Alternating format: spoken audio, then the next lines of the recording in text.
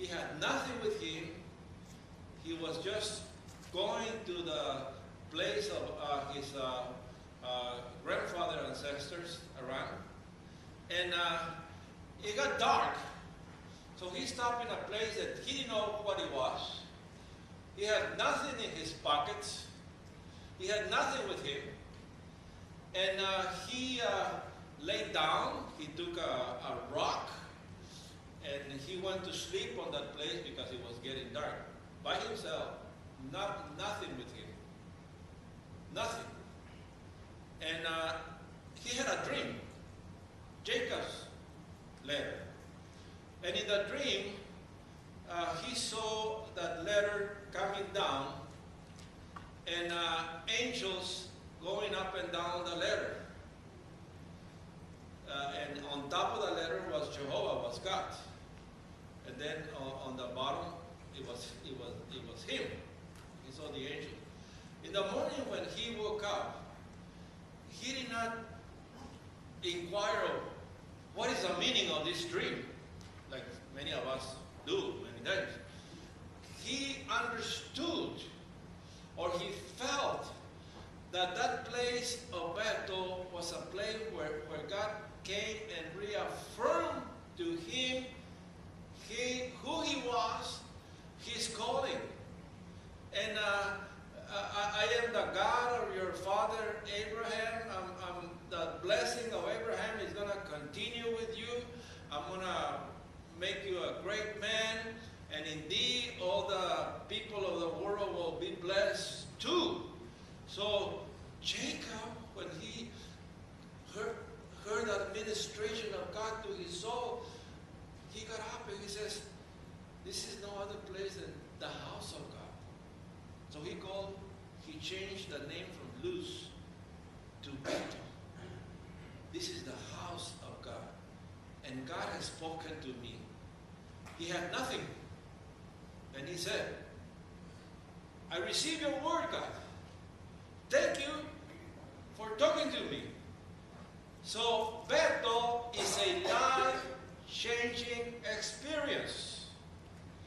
And he says, if you go with me, if you provide my food, if you provide my clothing, if you make me prosper where I go, and if you allow me to return back to my mom, my parents, you will be my God. And of everything you give me, 10% I will consecrate to you. I will pay my tithes to you. So he went, and God blessed him and prospered him. Bethel is a place for you, for me. Bethel is a place where we have an encounter with God. It's a place where we meet God face to face. It's a place where our service to God, our commitment to God, our dedication to God, our whole life with God has a meaning. It's either when you accept Christ, or in an encounter, where you go into an encounter and you have your Bethel. Bethel is a life-changing experience. It's where God comes and says, okay, now I'm gonna use you. You are my instrument. You're my son. You're my daughter. And my promise is with you. My grace is with you. My blessing is with you. Get up and let's go, because I am with you. Now, to Bethel is a place that you come several times, not only once. Because Abraham went to Bethel. He didn't know the name was Bethel. Later on it was called Bethel. He built the altar. Then Abraham went to Egypt, and then he always came back to Bethel. Because it became known as a place where I meet God. And Jacob, in his way, running from his brother, had his encounter in Bethel. He went. When he was coming back, a wealthy man with camels, livestock, money, children, he came and he met at Bethel again. So Bethel, and as he was in his fear, God spoke to him again in Bethel. He says, go on, I'm with you. I'm going to help you. So in our journey of walking with God, first place that he's going to take us is to Bethel, to find the meaning of life, the mystery of life for our lives. Bethel is the house of God. Bethel is the first assignment in our life. The second place, then Elijah said to Elisha, stay here, for the Lord has sent me to Jericho. But he said, as the Lord liveth, I will not stay here, I will follow you to Jericho. Now, as I prayed to God, I said, well, God, you show me what Bethel is, and what is Jericho?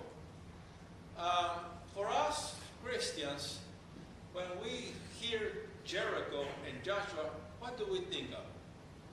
Joshua and Jericho, what is it? What happened there? Oh, I can hear you. The walls fell down. I can hear you. The walls fell down. The walls came down, right? Amen. Amen? Joshua, Jericho, the walls came tumbling down. The Lord said, no, Nico. That's not what Jericho means. So what is it there? Jericho is a place of purification. So you have your battle, you have your calling, you have your life-changing experience, and then you need to go to Jericho for a time of purification. And it took me to the story that is found in the Bible of Achan, this man that went with the army of Joshua. They entered the city, the walls came down, they took the city, and God gave instructions saying, when you go into that city, don't take anything of that city, because that city is cursed. They are cursed. Don't take nothing. Other cities, later on, he will say, take the spoils. But here he says, don't touch anything. That city is cursed. And don't take any of that curse for you. But this fella, Achan, went and you know, the battle was finished. They conquered Jericho. And he saw items, he saw gold, and he saw silver, and a mantle from Babylon. And he took it. I don't know how he did it, but it was a good amount of silver, a big bar of gold, and that mantle from Babylon. And he took it, and he hid it under his tent with his family, with his wife, with his children, in a hole dig under it. He put them away. No one knows what I did. So as they continue in the conquest, there was another city, Ai, and let's take this city after Jericho. And the surveyors went and checked the city, and they came back to Joshua and said, piece of cake. Piece of cake.